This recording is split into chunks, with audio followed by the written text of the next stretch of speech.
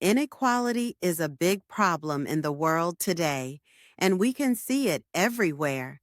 Some people have many things, while others have almost nothing. Some people feel safe, but others feel worried every day. Governments say they want to fix inequality, news programs talk about it, and many people complain about it. Yet inequality does not go away, and in many places it gets worse. Why does this happen? Why can't we fix it? Is the world broken? Are people not trying? Or is inequality something deeper? To understand this, we must look at how the modern world works. Long ago, life was simple. People worked with their hands. They used their time and their body to earn money. If you worked hard, you could feed your family, and if your children worked hard, they could do a little better. But the world has changed. Today, hard work alone is not enough. Working harder does not always mean living better. The center of the economy is no longer labor. Today, the center is capital. Capital is money that can grow. It is things you own that become more valuable over time. Houses, stocks, businesses, land, and other assets. When you work, you earn money only while you work. But when you own capital, your money grows even when you sleep. This is the biggest difference in the modern world. A person who owns capital can get richer without extra effort. A person who only works for wages must work every day and still may not catch up with rising prices. This is one of the main reasons inequality grows. Wages grow slowly, but assets grow fast. If two people start at the same point, but one invests early, their money begins to grow every year. If the other never invests, their money stays the same or becomes smaller because of inflation. After 10, 20, or 30 years, their lives look very different. One person has more choices, less stress, and more safety. The other feels stuck, tired, and worried about the future. This difference is not because one person is better. It is simply because the world rewards capital more than labor. Governments try to fix this, but they move too slowly.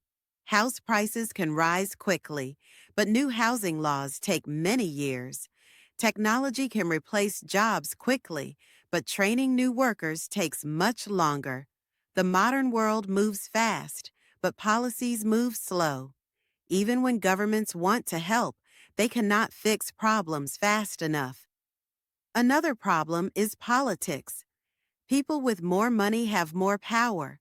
They can talk to politicians, support campaigns, and influence decisions. This means changes that help rich people happen quickly, while changes that help normal people happen slowly. And even if leaders want to act, they must fight many groups that resist change. This makes inequality hard to fix. Technology makes things even harder. Robots and machines take factory jobs. Artificial intelligence takes office jobs. Online companies make it difficult for small businesses to survive. People with high skills and capital do well. People with low skills struggle, and the middle class becomes smaller. Real estate adds another layer of difficulty. A house is no longer just a place to live. It is a major asset. It grows in value quickly. People who bought homes long ago become richer, while people who try to buy now feel it is impossible. This creates a huge gap between generations. Older people own homes that rise in value. Younger people cannot afford them. When we look at all these factors, we can see that inequality is not caused by one thing. It comes from the structure of the world itself. The world naturally produces inequality, even without bad intentions. So the question is not, how do we fix everything at once? But what can we realistically do? One simple but powerful idea is to help everyone become a small owner of capital. This does not mean everyone must be rich, and it does not mean everyone must take big risks. It means people should have access to assets that grow over time. Even small amounts matter. Even small steps matter. You do not need to own a huge house or a big company. You can invest tiny amounts. You can start with small savings. You can learn how money grows. You can use time to your advantage. A person who invests $10 a month for many years can end up in a far better position than someone who never invests. The key is not the amount. The key is starting early and continuing for a long time. Some countries already understand this. Singapore helps citizens invest through national systems. Norway invests national wealth for its people. These examples show that sharing capital creates a more stable and fair society. When people own something, even something small, they feel more secure, worry less, feel more hope, and feel included in the economy instead of left outside it. This is why helping people use capital is not just an economic idea, it is a social idea. It gives people dignity, stability, and a sense of direction. Inequality will never fully disappear. Perfect equality is not realistic, but if more people learn how capital works and more people can join the asset economy, the world will feel less unfair. People will have more hope, families will feel less pressure, and society will be healthier.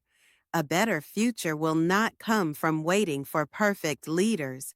It will come from helping normal people understand money, invest carefully, and build long-term stability.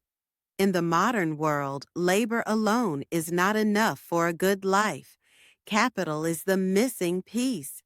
And when normal people gain access to capital, inequality becomes less painful and less permanent. This is how we can move toward a fairer world, not a perfect world, but a better one, a world where everyone has at least a small chance to grow, to build, and to share in the future.